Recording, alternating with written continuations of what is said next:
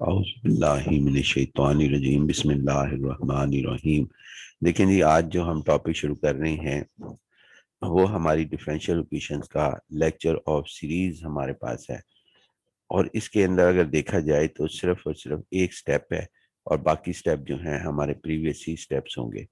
इसके अंदर जो अप्लाई किया जाता है वो एक्सपोनेंशियल शिफ्ट थ्योरम जो है वो आपके पास अप्लाई किया जाता है। वो कैसे अप्लाई किया जाता है इसको हम यहाँ पर देखते हैं। इसमें सबसे पहले इसमें आपके पास एक्सपोनेंशियल्स कोई होगा और साथ जो है इसके यानी इसकी प्रोडक्ट के साथ आपके पास क्या कहते हैं यहाँ पर कोई और मिसाल के तौर पर यहाँ पर पॉलिनोमियल मैंने लिख दी है, लेकिन यहाँ पर पॉलिनोमियल की बजाय साइन ए एक्स कॉज ए एक्स या हमारे पास क्या कहते हैं कोई भी साइन हाइपरबोलिक ए एक्स कॉज हाइपरबोलिक ए एक्स, इस तरह के जो है फंक्शन मौजूद होंगे। अमूमन यही होते हैं कि साइन ए एक्स कॉज ए एक्स, साइन हाइपरबोलिक ए एक्स कॉज हाइपरबोलिक ए एक्स या पॉलिनोमियल किसी भी डिग्री की, और साथ एक्सपोनेंशियल जो कि किसी भी ई रेस्ट पावर 2x भी हो सकता है, ई रेस्ट पावर 3x भी हो सकता है। यानी अमूमन ये हमारे पास इसके अंदर लिखे जाते हैं। तो इससे हमें इसकी जनरलाइजेशन समझ आ जाती है कि एक्सपोनेंशियल को कैसे यूज करना है। यानी हम जो एग्जांपल्स करेंगे उसमें हमें ये समझ आ जाएगी कि एक्सपोनेंशियल को किस तरह यूज करना है। तो सबसे पहले जी पहला स्टेप हम करते हैं। इसके अंदर फर्स्ट स्टेप के अंदर हमारे पास क्या कहते हैं ऑक्सिलरी इक्वेशन हम लिखेंगे। इसमें ऑक्सिलरी इक्वेशन हमने लिखी और इसको जीरो के इक्विवेलेंट कर लिया। यहाँ पे हम इसकी अप्लाई करेंगे फैक्टराइजेशन। लेकिन अगर आप देखें तो ये डी स्केयर नहीं है, यहाँ पे डी क्यूब है। अगर ये हमारे पास डी क्यूब हमारे पास मौजूद है, इसका मतलब ये है कि क्वाड्रेटिक फार्मूला अप्लाई नहीं हो सकता। तो फिर और दूसरा सिंथेटिक डिवीजन हम अप्लाई कर सकते हैं। लेकिन यहाँ पर मैंने एक और मेथड अप्लाई किया है। वो क्या है कि सिंथेटिक डिवीजन जो है उसको यूज नहीं किया। अगर आप चाहें तो सिंथेटिक डिवीजन यूज करके इस पॉलिनोमियल को फैक्टराइज कर सकते हैं। फिलहाल कैसे किया जी, मेरे पास चांस था ये कि मैं सिंथेटिक डिवीजन के बगैर काम कर सकूं, तो मैं कर रहा हूं। अदरवाइज अगर आप चाहें तो सिंथेटिक डिवीजन के साथ भी काम कर सकते हैं। डी की कोई एक वैल्यू 1 रखें, 2 रखें, या जो भी हमारे पास जिससे लेफ्ट हैंड साइड 0 हो जाए, जो भी हमने सिंथेटिक डिवीजन का प्रोसेस है वो सारा यहाँ पर यूज होगा। हमने क्या किया, हमने ये किया जी कि -7d को इसमें कन्वर्ट कर दिया, यानी कि -d -60। तो हमें नजर आया कि इसकी फैक्टराइजेशन हो जाएगी।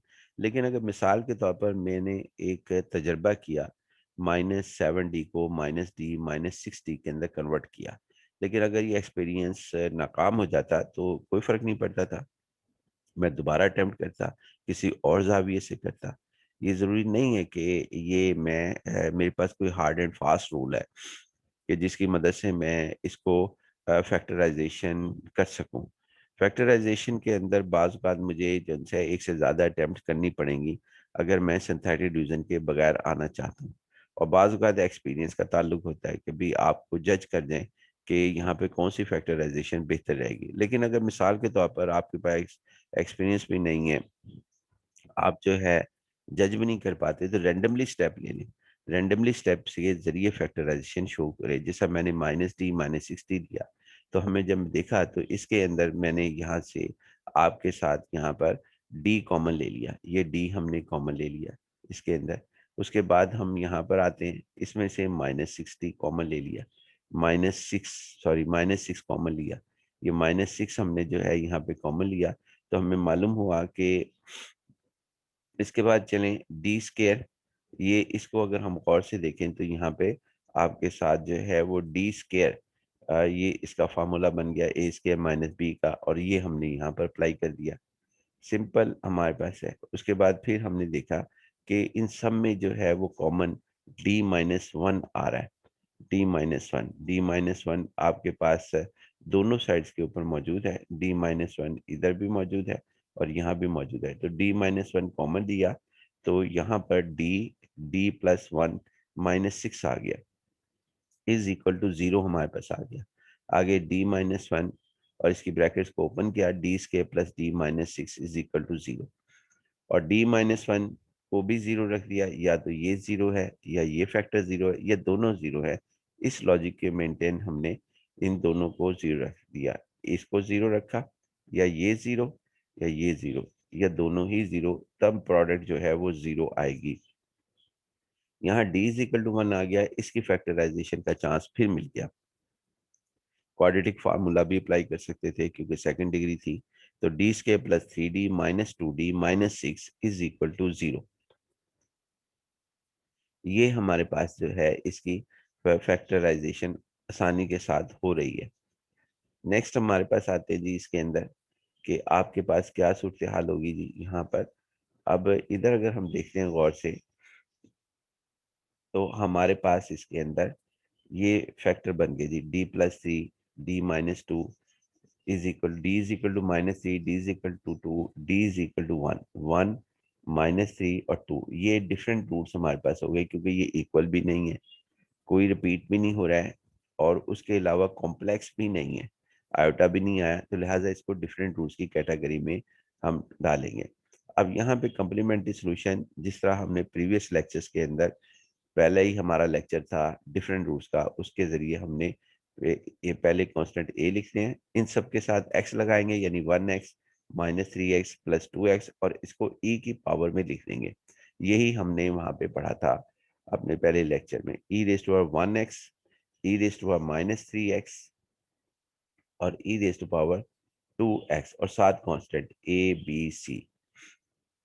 ये कम्प्लीमेंट्री सॉल्यूशन आ गया जी हमारे पास।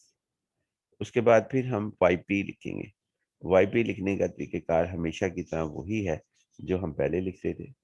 क्या लिखते थे जी, ऑक्सिलरी इक्वेशन का रेसिप्रोकल कर लेते थे हम, जैसा यहाँ पर करेंगे, यानी 1 ओवर इस पॉलिनोमियल को हम जो है यहाँ पे 1 over D cube minus 7d minus 6 ये लिखेंगे, और साथ मल्टीप्लाई करेंगे या इसके ऊपर ऑपरेट करेंगे जो यहाँ राइट हैंड साइड के ऊपर जो भी लिखा हुआ होगा। फिलहाल यहाँ पे e raise to power 2x into X plus 1 हमारे पास लिखा हुआ है, तो यही काम हमने yp को पहले भी बनाते थे, अभी भी हम इसके साथ यही काम करेंगे। तो yp हमारा ये सामने आपके साथ विजिबल है कि yp हमारे पास ये लिखा जा रहा है। आगे आते हैं जी नेक्स्ट पॉइंट की तरफ। हमने yp लिख लिया जैसा हम पहले लिखते थे, यहाँ पर आपके साथ ये yp हमारे पास हो गया। अब इसके अंदर ये जो है ना एक्सपोनेंशियल शिफ्ट थ्योरम ऐसे अप्लाई करते हैं कि ये जो e raise to power 2x है, इसके अंदर हमने ये देखना है कि आपके पास x का कोफिशिएंट क्या है। देखिए x का कोफिशिएंट यहाँ पे 2 है, 2 आपके पास है, ये माइनस 2 भी हो सकता है, ये प्लस 2 भी हो सकता है, ये आपके पास ये 2 जो है आपके पास 2.1 भी हो सकता है, 2/3 भी हो सकता है, 7.9 भी हो सकता है, 2 अंडर रूट भी हो सकता है, एनी रियल नंबर, और 1 भी हो सकता है। अगर ये e raise to power x होता सारा यहाँ पर e raise to power x, तो फिर ये यहाँ पर 1 होना था। हमने क्या करना है, हमने ये करना है, अगर ये जो भी यहाँ पे पॉइंट हो उसको d के साथ हमने ऐड कर देना है। अगर यहाँ पे सब्ट्रैक्शन होगी, यहाँ पे चूंकि +2 है तो हमने +2 लिखा, अगर यहाँ पे +2 है तो हम यहाँ पे +2 लिखेंगे, ये +2 है तो यहाँ +2 लिख देंगे। अगर यहाँ -2 है इस d के साथ, तो -2 हम यहाँ पर लिख देंगे, यानी d प्लस 2, d 2/3 है, फॉर एग्जाम्पल यहाँ पर -2/3 है आपके पास, तो यहाँ पर भी -2/3 लिख देंगे। फिलहाल इसको रिप्लेस करेंगे, यानी कि शिफ्ट थ्योरम ऐसे ही होगा कि इसका ताल्लुक इससे होगा।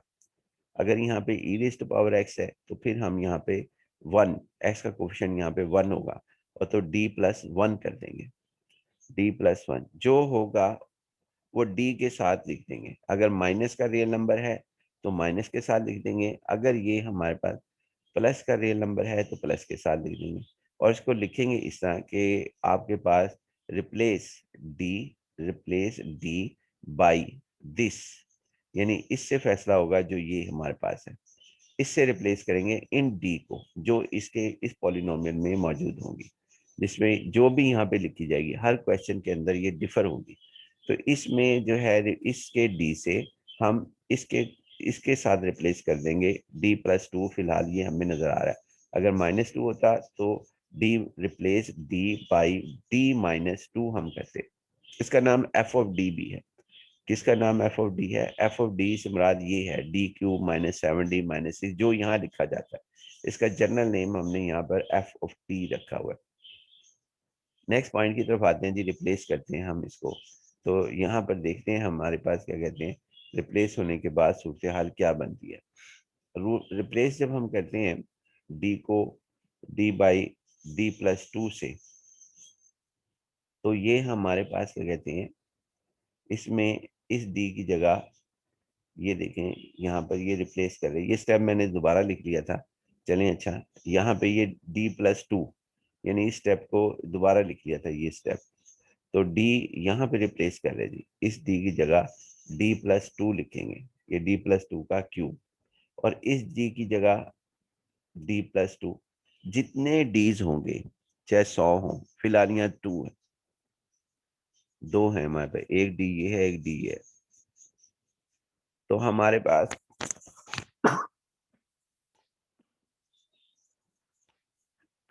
ये डी हमारे पास लिखा गया। उसके बाद एक काम और करेंगे, वो काम क्या होगा जी हमारे पास, कि हमारे पास ये जो e⁻²x है, इसको हम इस साइड पर ले जाएंगे, यानी रिप्लेसमेंट इधर करेंगे और साथ ही हम इसको जो है यहाँ लिखेंगे बाहर e⁻²x। अब ये बाहर ही लिखा रहेगा पूरे सवाल के अंदर, यानी इसकी कोई और शक्ल चेंज नहीं होगी, भाई ये यहीं रहेगा इसी जगह जैसा ये यहाँ पे लिखा हुआ है। उसके बाद यहाँ पर हम इसके अगर स्केयर होगा स्केयर ओपन कर लेंगे, क्यूब होगा क्यूब ओपन कर लेंगे, यानी इस पॉलिनोमियल को जो ये ब्रैकेट में डिनोमिनेटर के अंदर है, इसको हम यहाँ पर ओपन करके सिंप्लीफाई करेंगे। देखें जी, अब हम सिंप्लीफाई करते हैं इसे, व्यू जो है वो आपके सामने बेहतर करते हैं इसे। अब ये हमने इसके अंदर इसका ब्रैकेट जो है वो हमने ओपन किया फार्मूले के तहत। फार्मूला नोट कर लें, ए का क्यूब प्लस बी का cube plus 3a² B plus 3ab²। ये फार्मूला हमने पहले लेक्चर्स में भी लिखा हुआ है। उसके बाद यहाँ पे इसी फार्मूले के तहत डी का cube plus 8 plus 6d² plus 12d, इसका ओपन हो गया, d+2 का क्यूब यहाँ तक ओपन हो गया जी। इसके बाद यहाँ से लेके यहाँ तक, उसके बाद इसकी ब्रैकेट को ओपन किया, -7d -14 आ गया और -6 आ गया। आगे यही x+1 जो है वो हमारे पास रह गया। सिर्फ e⁻²x जो है वो आपके पास इसके अंदर बाहर जाता है, यानी बाकी चीजें वैसे ही रहेंगी, ये आपके पास सिर्फ और सिर्फ ये शिफ्ट होगा, इसका नाम शिफ्ट है। और बाकी जो है ये आपके पास क्या कहते हैं, यहाँ पर ये टर्म, ये इसको छोड़ के e⁻²x को बाकी टर्म जो सी वो एज इट लिखी जाएंगी, जैसा कि ये हमारे पास आ रही है, ये हमारे पास आ रही है, तो ये हमारे पास एज इट लिखी जाएंगी। उसके बाद जी हम इसको पॉलिनोमियल को ओपन करते हैं। जब हमने इस पॉलिनोमियल को जो है वो आपके सामने इस पॉलिनोमियल को सिंप्लीफाई किया, तो ये हमारे पास सूरत हाल आ गई, d³ plus 6d² plus 5d। आप देख सकते हैं कि यहाँ पर इसको हम जब सिंप्लीफाई करते हैं तो ये सूरत हाल d³ आ जाएगा एज इट, फिर d³ एज इट, उसके बाद 6d² हमारे पास 6d², और उसके बाद ये -7d और 12d प्लस 5d, ये प्लस 5d हमारे पास आ गया। कांस्टेंट जो है वो 8 और -14 और -6 से मिलकर -12 रह जाएगा, और ये एज इट हमारे पास आ रहा है। ये और ये तो ऐसे ही आता रहेगा, e⁻² जो शिफ्ट हो गया था ये हमारे पास ऑपरेटर से बाहर हो गया है। अब ये हमारे पास पूरे सवाल के अंदर जो भी यहाँ होता है वो लिखा ही जाएगा शिफ्ट होने के बाद। अब हम आते हैं जी इसके अंदर कि ये हमारे पास क्या कहते हैं, अब हमने ये देखना है कि कोई ये सवाल कौन सा बना। एक्चुअल सवाल जो बनेगा ना हमारे पास, जब हम इसकी सिंप्लीफिकेशंस की कंडीशंस के अंदर आ जाएंगे, तो यानी जैसा ये हम आ गए इधर, तो ये जब भी सवाल बनेगा हमारे पास, हमारा जो प्रीवियस जितने भी लेक्चर्स हैं वाईपी के ऊपर पर्टिकुलर इंटीग्रल पे, उनमें से कोई एक बनेगा। मसलन अगर यहाँ पे साइन एक्स होता तो वो साइन साइन एक्स के साथ सवाल हल करते। अगर यहाँ पे जो है वो कॉज एक्स होता तो कॉज एक्स के साथ सवाल हल करते। जो मेथड आ जाएगा अमूमन जो हमने किए हैं, एक तो किया है साइन ए एक्स के साथ, दूसरा कॉज ए एक्स के साथ, फिर इनकी पावर्स यानी साइन स्केयर ए एक्स कॉस स्केयर एक्स, यानी यहाँ पर आने के चांसेस इन चीज़ों के हैं। उसके बाद और साइन हाइपरबॉलिक हमारे पास आ सकता है, साइन हाइपरबॉलिक ए एक्स या कॉज ए हाइपरबॉलिक ए एक्स। अभी तक हमने ये किए और दूसरे आखिर में पॉलिनोमियल। तो पॉलिनोमियल आ गई जी हमारे पास। दो दो हो गए साइन ए एक्स कॉज ए एक्स, दो साइन हाइपरबॉलिक ए एक्स कॉज हाइपरबॉलिक ए एक्स, चार हो गए। फिर इनकी पावर्स पांच लगा लें, साइन की कॉज की साइन हाइपरबॉलिक को कॉज हाइपरबॉलिक की, यानी पांच हो गए। उसके बाद पॉलिनोमियल, ये छह में से कोई एक हमारे पास इस जगह पर आएगा, हम उसके मुताबिक कर देंगे। पिछले लेक्चर्स में हमने ये कहा था कि जब हमारे पास ये पॉलिनोमियल्स आएंगे तो फिर हम क्या करेंगे, हम इसके अंदर ये जो कांस्टेंट है इसको बाहर ले लेंगे, ये कॉमन ले लिया, बाकी टर्म्स को के से इसको हम डिवाइड कर देंगे, यानी बाकी जो टर्म्स हमारे पास बचेगी, जैसा ये हमारे पास टर्म्स है इस कांस्टेंट को छोड़कर -12, तो इसके डिनोमिनेटर में हम ये लिख देंगे 12। इसके डिनोमिनेटर जो भी यहाँ कांस्टेंट होगा, कांस्टेंट जो भी हमारे पास लिखा जाएगा, ये कांस्टेंट -12 था तो वो इसके डिनोमिनेटर में आ गया। और -12 वन, ये कांस्टेंट वन बनाना था। क्यों वन बनाना था? ताकि हम बाइनोमियल सीरीज अप्लाई कर सके।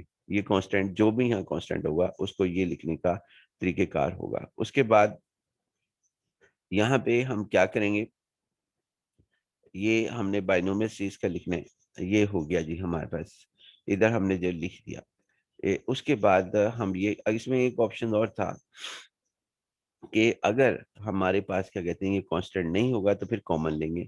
यानी मैं कहना क्या चाहता हूँ कि अगर यहाँ पे फॉर एग्जांपल ये है ही नहीं, लिखा हुआ ही नहीं है, तो यहाँ फिर क्या लिखा हो सकता है, फिर वो हमारे पास ये, यानी अब जो हमें सामने नजर आ रहा है वो डी क्यूब आ रहा है +60 +5d, तो उस सूरत हाल में हम डी कॉमन लेंगे या जो भी कॉमन निकलेगा, डी की पॉलिनोमियल है, और उसको हल करेंगे।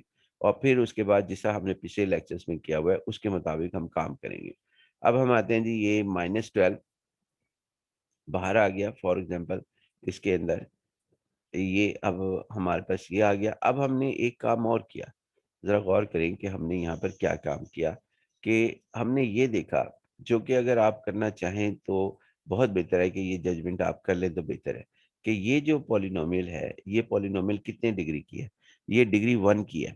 इसके अंदर जो हमारे पास है x⁻1 है, इसका मतलब है कि जो d2 होगा यानी सेकंड डेरिवेटिव अगर हम इसका लें, पहला डेरिवेटिव का जवाब तो 1 आ गया, फर्स्ट डेरिवेटिव इस पॉलिनोमियल का x+1 का, लेकिन हमारे पास सेकंड डेरिवेटिव ये देखिए मैंने लिखा भी है x+1, यानी पहला डेरिवेटिव इसका 1 है, लेकिन सेकंड डेरिवेटिव और ऑनवर्ड्स ये सारे जीरो हो गए।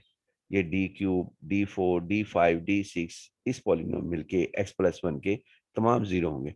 तो मैंने पहले ही स्टेप में इसको इग्नोर कर दिया, यहाँ पर इसको इग्नोर कर दिया, और यहाँ पे जो है क्योंकि ये मुझे पता था कि D2 और D3 इस पॉलिनोमियल के लिहाज से जीरो होंगे, लेकिन अगर यहाँ पर एक्स स्क्वायर होता इस पॉलिनोमियल में, फॉर एग्जांपल यहाँ पे एक्स स्क्वायर होता, तो फिर D3 और एंड इट्स हायर पावर को निगलेक्ट करते।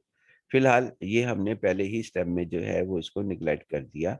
और लेकिन एक बात जहन में रहे, वो मैं बात बताता चलूं, कि अगर यहाँ पर x³ होता, dx³ + 1, तो फिर हम बड़ी एहतियात के साथ इग्नोर करते, यानी ये एहतियात मद्देनजर रखी जाए कि कहीं इसकी पावर्स तो जो हैं उसके अंदर तो क्यूब नहीं आ रहा, लेकिन यहाँ पर जो है चांस आपके पास क्या कहते हैं, सिर्फ और सिर्फ डी की कोई प्रोडक्ट अगर बनेगी, कोई भी इसके साथ बनेगी किसी दूसरे डी के साथ, तो उस सूरत हाल में ये डी की पावर इंक्रीज करेगा, लिहाजा डी से डी स्केयर तो हो सकता है, कम नहीं हो सकता।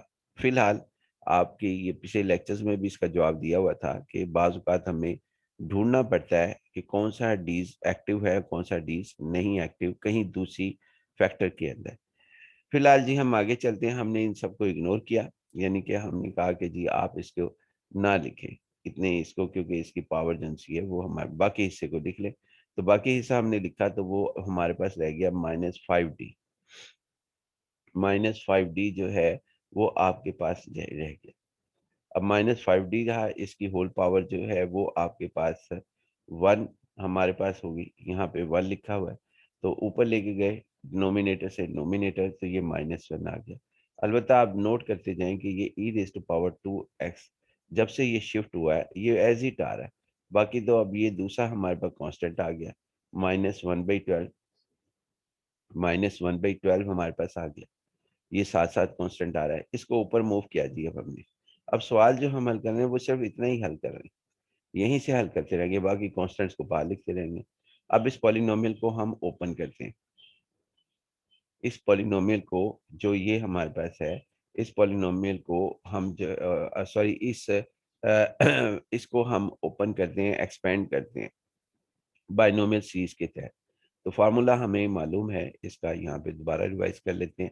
हमारे पास फार्मूला इसके अंदर ये है, इसमें फार्मूला हमारे पास ये है कि ये फार्मूला हमने अप्लाई किया, ये फार्मूला हमारे पास है, इसके अंदर अगर यहाँ माइनस हो तो सब जगह प्लस होगा, ये माइनस हो तो उसके बाद क्या कहते हैं, सब जगह यहाँ पे प्लस होगा, ये सब जगह प्लस है जी आपके पास यहाँ पर। तो यही हमने किया, लेकिन x की जगह इस x को हमने जो है, ये जो x यहाँ पे मौजूद है इसको हमने 5/12 से d से रिप्लेस किया, ये x को।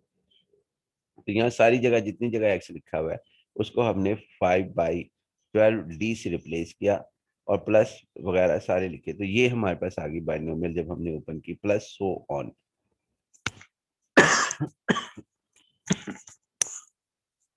उसके बाद ये 7 लिखा जा रहा है।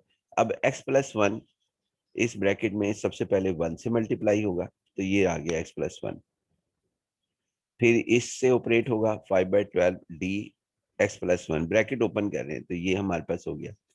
बाकियों को मैंने 0 पहले ही लिख दिया, यानी d2 x+1 0 होगा वो, क्योंकि इसका सेकंड डेरिवेटिव हमने कहा भी था कि इसका सेकंड डेरिवेटिव 0 होता है और वो है भी। Neglect D square and its higher power, लिहाजा d2 d3 d4 सब निगलेक्ट हो जाएंगे, उनकी जगह निगलेक्ट से मुराद है कि 0 0 0 और वो कोई रोल अदा नहीं करेंगे। तो इसका डेरिवेटिव लिया तो ये हमारे पास आ गया डी, कैपिटल डी से मुराद है d/dx, जो कि हमारे पास 1 आ गया। और इसको अब हमने, ये 1 था, 5/12 17/12 आ गया, और इसके अंदर देखें कि ये हमारे पास e⁻²x ये एज इट आता जा रहा है, यानी ये हमारे पास e⁻²x यहाँ पर भी एज इट आया है, ये भी एज इट, पूरे सवाल कंप्लीट हो गया, yp हमारा मालूम हो गया। yp is equal to -1/12 e⁻²x into x plus 17/12।